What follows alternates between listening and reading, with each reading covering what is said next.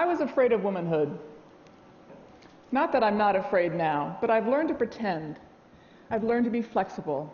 In fact, I've developed some interesting tools to help me deal with this fear. Let me explain. Back in the 50s and 60s, when I was growing up, little girls were supposed to be kind and thoughtful and pretty and gentle and soft. And we were supposed to fit into roles that were sort of shadowy, really not quite clear what we were supposed to be. There were plenty of role models all around us. We had our mothers, our aunts, our cousins, our sisters, and of course the ever-present media bombarding us with images and words telling us how to be. Now, my mother was different. She was a homemaker, but she and I didn't go out and do girly things together, and she didn't buy me pink outfits. Instead, she knew what I needed, and she bought me a book of cartoons. And I just ate it up.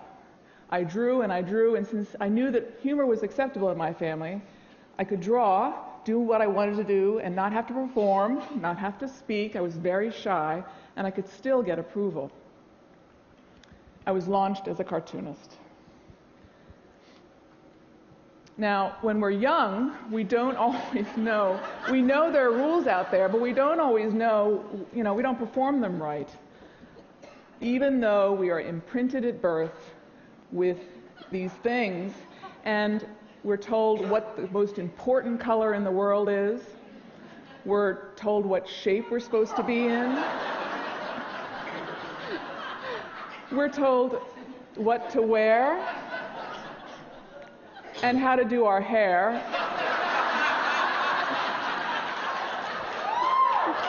And how to behave. Now, the rules that I'm talking about are constantly being monitored by the culture. We're being corrected, and the primary policemen are women, because we are the carriers of the tradition. We pass it down from generation to generation. Not only that, we always have this vague notion that something's expected of us. And on top of all of these rules, they keep changing. We don't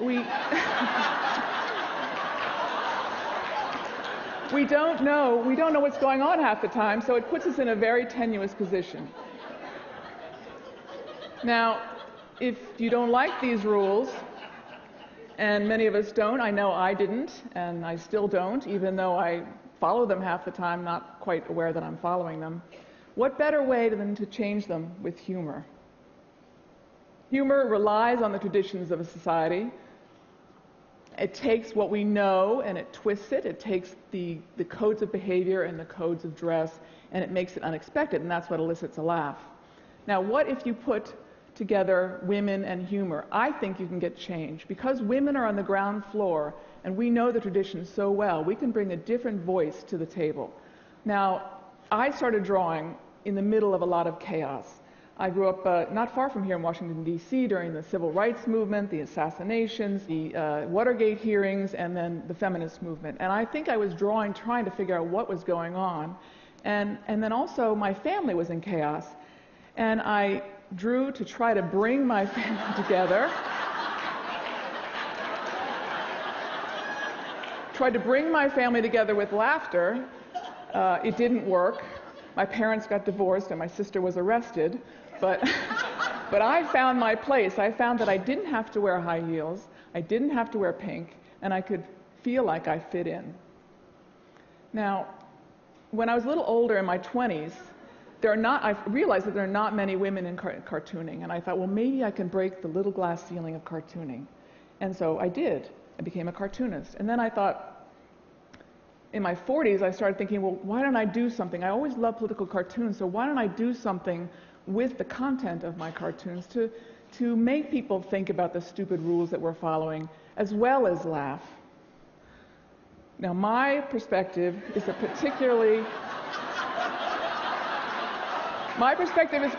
American perspective. I can't help it. I live here. Even though I've traveled a lot, I still think like an American woman. But I believe that the rules that I'm talking about are universal, of course, that each culture has its different codes of behavior and dress and traditions, and each woman has to deal with these same things that we do here in the U.S. Consequently, we have women, because we're on the ground, we know the tradition, we have amazing antennae.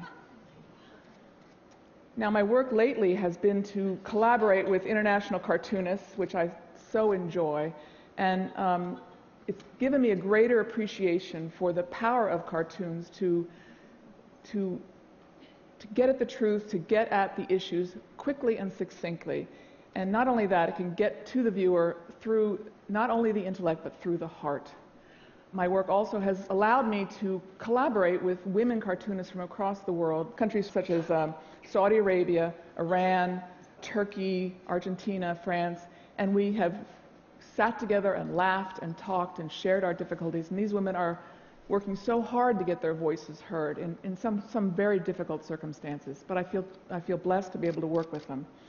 And we talk about how women have such strong perceptions because of our tenuous position and our role as tradition keepers, that we can have the great potential to be change agents. And I truly believe that we can change this thing one laugh at a time. Thank you.